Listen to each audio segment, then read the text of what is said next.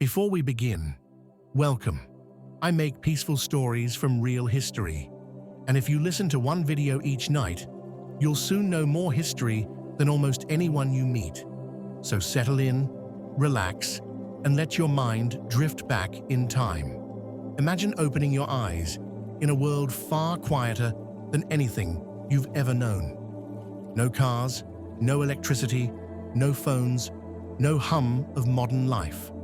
Only the soft rustle of wind through wooden beams above you and the distant clatter of hoof steps on dirt roads. You are in the medieval world, somewhere between the 10th and 14th century, a time when the pace of life was slow. The routines were strict, and survival depended on skills most modern people have never needed. At first, it feels peaceful. It feels simple. But as the day begins, you start to realize just how different everything truly is, and how difficult even a single day here would be. The bed beneath you is not a mattress. It is a simple frame filled with straw, covered by rough wool blankets. It smells faintly of earth and dust. Wool scratches your skin, and the air is colder than anything you're used to inside a home. In medieval times, heating is a luxury. Only the wealthy have proper fireplaces in their rooms. Most people rely on the warmth of bodies, blankets, and patience. As you sit up, you can see your breath in the air. Your morning begins not with warm water, but with the chilly bite of the outdoors slipping through every crack in the wooden walls.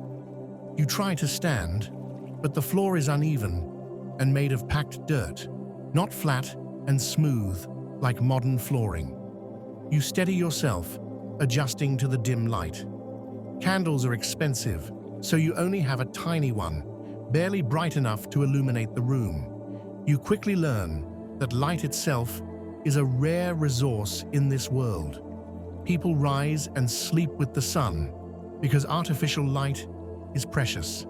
The candle burns fast, so you blow it out and let your eyes adjust to the gray dawn outside. You want to wash your face, maybe brush your teeth, but there is no faucet, no warm running water, and no soap that smells like anything pleasant. Hygiene is basic: cold water from a bucket, coarse cloth, and maybe a bit of lye soap if you're lucky.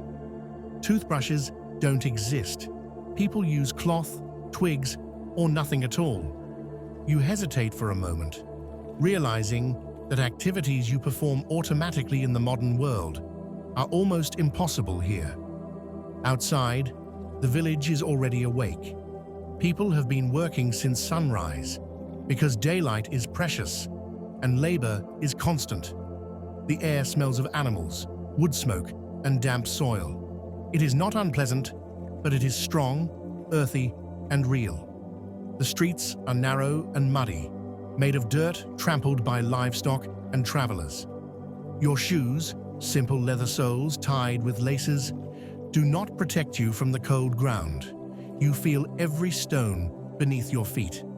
You try to walk with confidence, but the lifestyle here demands physical strength. Everyone works with their hands, carrying buckets of water, chopping wood, hauling supplies, tending animals, or repairing tools. Even simple tasks require energy and endurance. A bucket of water from the village well is heavy. You lift it, surprised by the weight, and understand instantly, nothing in medieval life is light or effortless. Every object is solid, handmade, and heavier than what you're used to. Breakfast is not a warm meal made in minutes. It is usually yesterday's bread, thick and dense, perhaps dipped in a bit of broth or ale. Many medieval communities drink watered ale instead of plain water because water is not always clean. The taste is unfamiliar, and you miss the ease of modern food. Buying ingredients is not an option. There are no stores, no supermarkets. Everything must be grown, traded, or made from scratch. A simple loaf of bread requires grinding grain, kneading dough, maintaining a fire, and hours of waiting. As you walk through the village, you see craftsmen at work. The blacksmith lifts iron from a blazing fire, striking it rhythmically. The sound echoes through the streets, steady and purposeful. You realize another truth. Medieval life is loud. In a way, modern life is not. Hammers, livestock, shouting traders, clattering carts. Everything is noise created by physical labor. Yet at the same time, there are moments of deep silence. No engines, no machinery, just the natural world blending with human activity. Social rules are strict. People rarely smile at strangers. Status matters. Your clothing, your tools, your accent, even your posture reveals your place in society.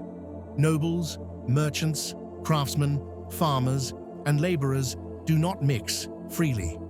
In the modern world, you are used to moving anywhere you want, speaking casually, and being treated as an equal. Here, every action is judged, and every gesture follows a tradition older than you can imagine. If you speak too casually, people may find you disrespectful. If you ask too many questions, you may seem suspicious. Midday approaches, and you begin to feel tired. But the medieval day is far from over. Work continues until sunset. There are no breaks except to eat briefly. You watch women stirring large pots over open fires, children gathering firewood, and men repairing tools or tending fields. You notice that cooperation is essential. A mistake in farming, cooking, building, or storing food can affect the whole community. Survival depends on knowledge passed down from generation to generation. You want to rest, but rest is rare. Even sitting requires intention.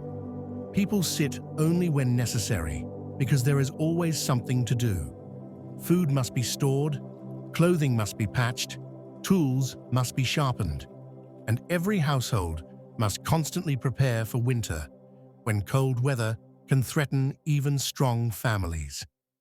The afternoon slowly fades, and the temperature drops again. You rub your hands together, feeling the chill settle into your bones. There are no heaters, no warm showers, no instant comfort. Warmth comes from fire, heavy logs hauled by hand, and carefully arranged to make sure the flame lasts through the night. Smoke fills the air, drifting through houses that often have no proper chimneys. As evening approaches, villagers gather in small groups. People talk quietly about crops, weather, and nearby markets. Stories and songs fill the spaces where modern entertainment would normally be. Instead of screens, people rely on memory, imagination, and company. The atmosphere is peaceful but slow. You feel time differently here, longer, heavier, and more deliberate. Before long, the sun disappears. Darkness settles faster than you expect, swallowing the village in deep shadow. One candle, one lantern. These are luxuries. You move carefully, relying on faint moonlight. The world seems larger and more mysterious at night.